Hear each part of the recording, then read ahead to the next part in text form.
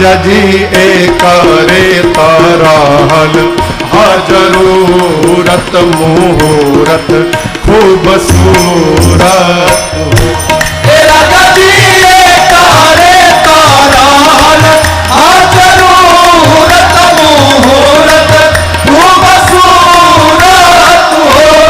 राजा जी एक रे तरहल हा जरूरत मुहूर्त खूबसूरत हो।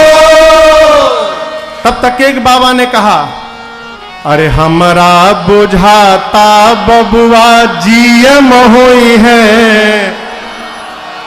तब तक दूसरे ने, नाना ई तो डीएम हुई है हो।